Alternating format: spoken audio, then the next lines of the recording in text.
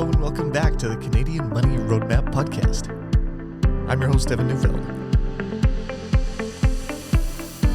On today's episode, I'm going to keep it pretty high level, and I want to talk about a little bit about the things that I believe when it comes to managing money and investing, and how that relates to the content that you'll see on this podcast going forward.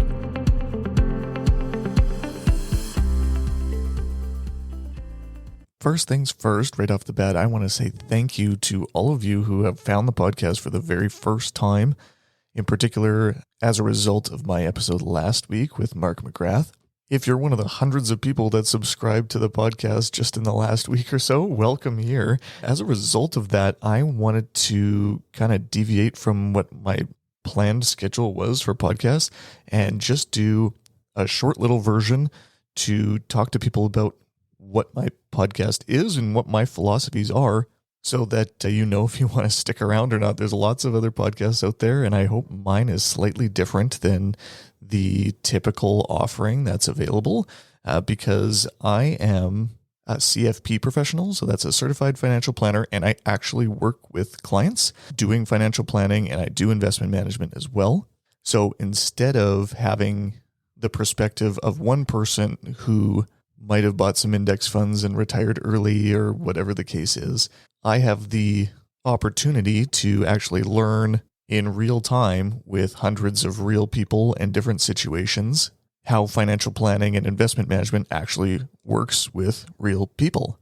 And that is a pretty significant difference between just having an opinion or reading some books and now putting out your own podcast about it, whatever. I'm not going to talk about any specific podcasts. I don't have any problems with any specific ones out there. I just see a lot of content on the internet, and I wanted to offer something different because I think a perspective of a practicing professional is important to have in the world, and because I don't know everything and I'm always learning myself, and I think that's a hallmark of the good professionals in our industry as well. From time to time, I like to bring on other professionals in the industry who also work with real people to get their perspective. So many of you are coming here after my episode with Mark. Mark is a great example of that. I've got another amazing episode next week from Dr. Daniel Crosby, talking more about the behaviors of investors and in particular around his book called The Laws of Wealth. But I've got a few other great guests lined up coming in the future as well. So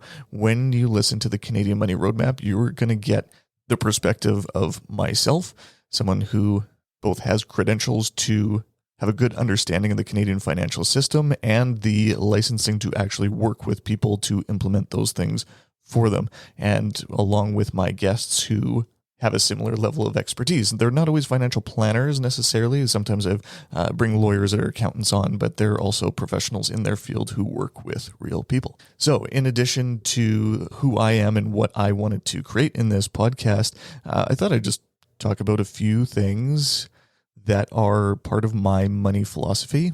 And so you can kind of get a feel for what you can hear on my podcast in the future. And also, if you want to go back and listen to the previous 98 episodes or so.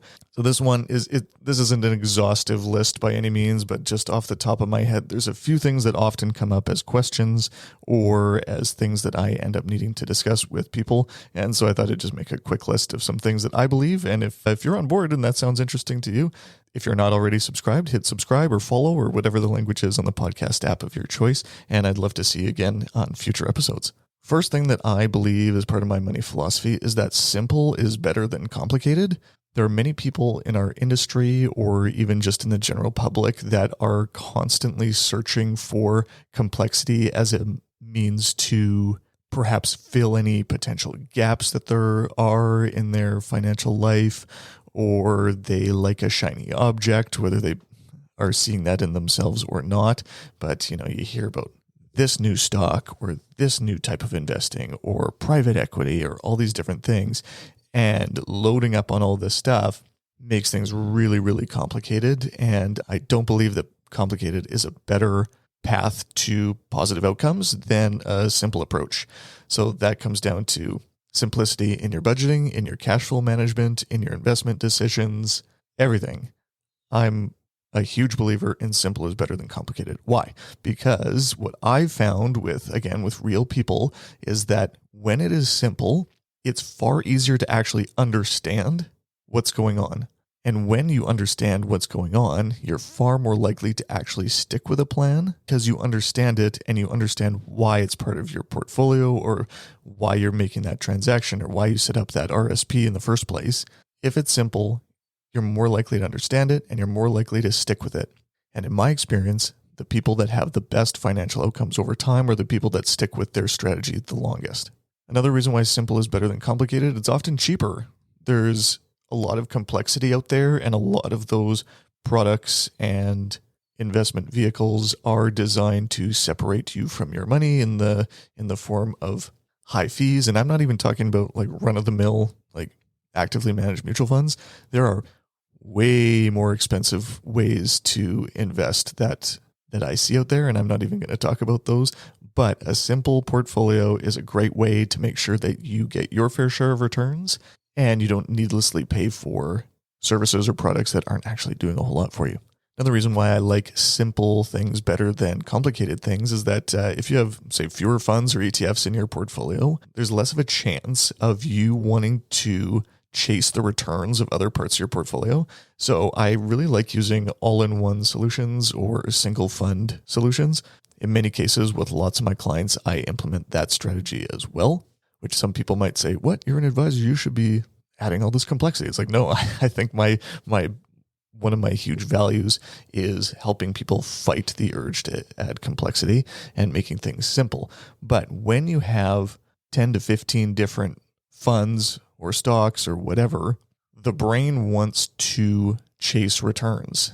And so when you have new money to invest every 2 weeks or every month or whatever the case is, when you have a complicated portfolio, how do you make your decisions every single month as to where to invest new money?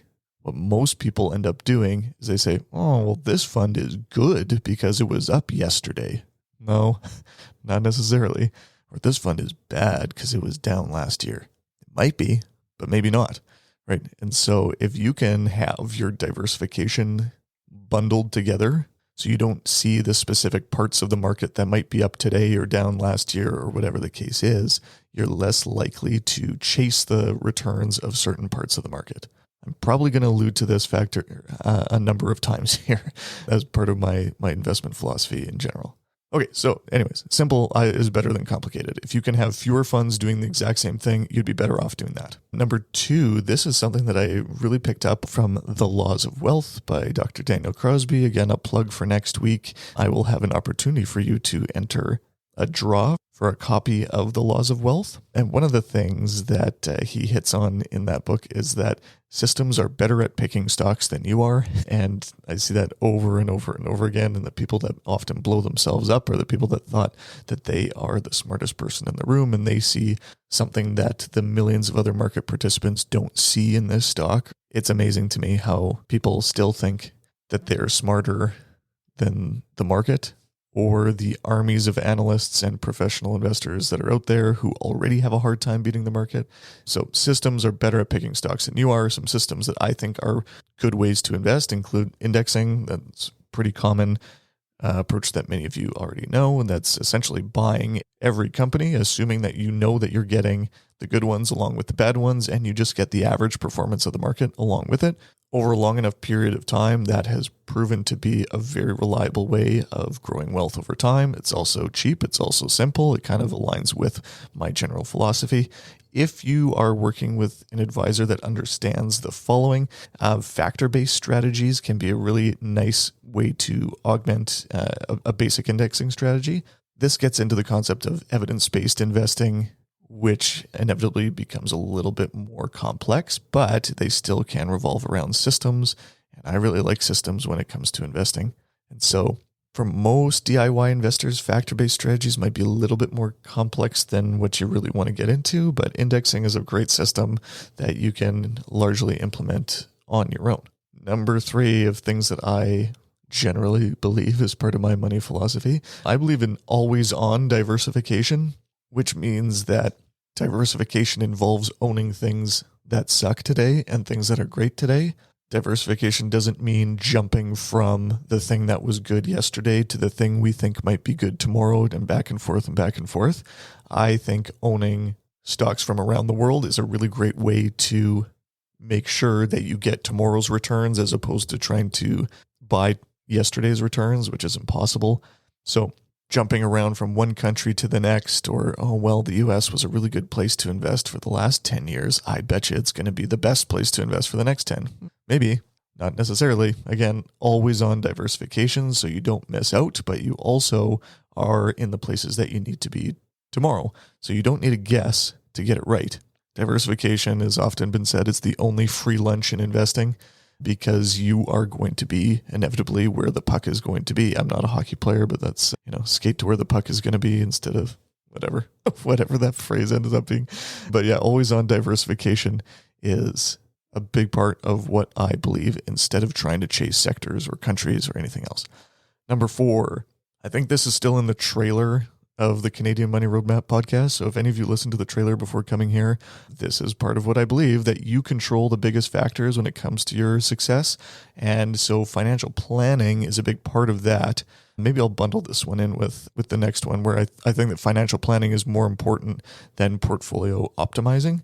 In my words, I guess financial planning, I see it as high-level strategy over all parts of your financial life, as opposed to picking funds or ETFs or stocks to include in your portfolio. So these factors include your asset allocation. So the differences in someone's returns over time largely come down to how much of their portfolio is allocated to stocks versus bonds versus cash versus real estate or whatever the case may be. And you can control that, right? If you're someone who doesn't have the ability to tolerate a whole lot of fluctuation in the market, that's totally fine, but history has just shown that that is not the way to maximize your returns over time, and that's okay. But you just have to know that, right? Because you control that factor of success, whatever success means to you in that case. Another thing you control is what you do with cash. There's a ton of people that just sit on thousands and thousands and thousands of dollars of cash at any given time. These days in particular, if you can get some actual interest on your cash holdings, which is one of the nice sides of higher interest rates, that is a meaningful factor in your long-term success. Getting 3% versus 0% on any cash holdings, it's meaningful, especially over a long enough period of time. Diversification, I already talked about that one, but you control that. It's very cool. You can control that. Your savings rate. Now, this one you can control, assuming that you have a high enough income. Your savings rate is a big part of what you control. So that's the percentage of your income that you set aside and invest for the long term. That's what I use as savings rate. Maybe it should be called investment rate. I don't really care. But how much your income are you setting aside for investing for the long term? If you are with an employer that matches your savings into an RSP or a defined contribution pension plan, things like that, you can very effectively increase your savings rate. That is a huge factor to success. You don't necessarily control it, but you also kind of control where you work too. So that kind of comes along with part of that.